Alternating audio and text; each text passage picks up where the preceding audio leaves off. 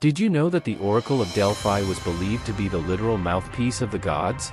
Imagine traveling across mountains, braving the unknown, just to ask a single question, and the answer you get might change the fate of kingdoms.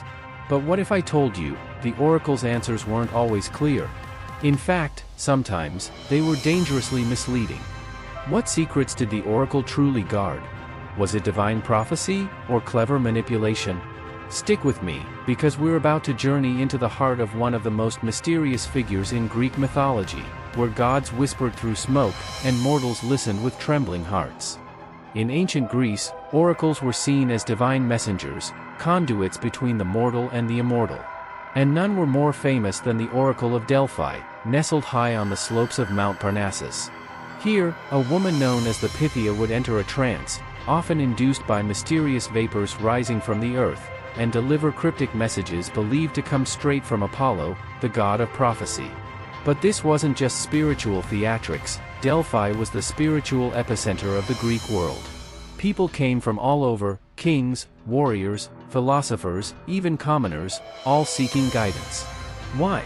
Because in a world of uncertainty and war, the voice of a god meant power. If the oracle spoke, you listened.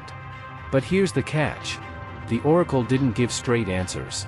She spoke in riddles, metaphors, prophecies so vague, they could be interpreted in 100 ways.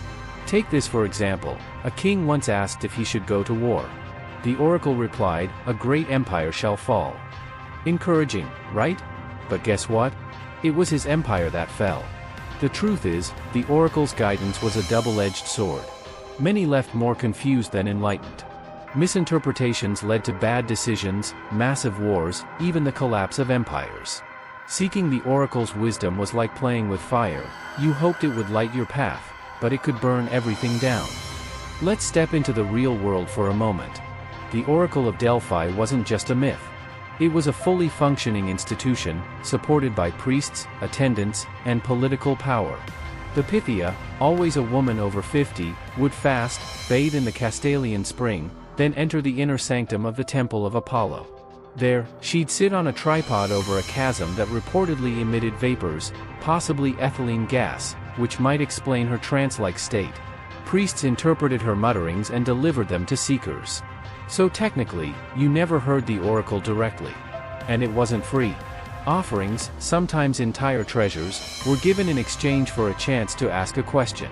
Over time, Delphi became so influential that even powerful leaders like Croesus of Lydia, Alexander the Great, and Socrates sought its wisdom. It was a mix of faith, politics, theater, and power. One of the most chilling examples? King Croesus of Lydia. He asked if he should go to war against Persia. The oracle answered, "If you cross the river, a great empire will fall." Encouraged, Croesus attacked. But the empire that fell was his own. This wasn't just a fluke. This was the power of ambiguity used masterfully. A single prophecy changed the course of history. It wasn't magic, it was influence, layered in mystery. The Oracle of Delphi wasn't just a symbol of prophecy, it was a mirror to human nature. Desperation, hope, ambition, all wrapped in divine mystery. In ancient Greece, fate wasn't just written in the stars, it was spoken in riddles, by a woman in a trance. What do you think? Was the oracle divinely inspired, or cleverly political? Drop your thoughts in the comments, backhand index pointing down, and don't forget to subscribe, because next time, we're diving into another myth where gods walk among us, and mortals pay the price.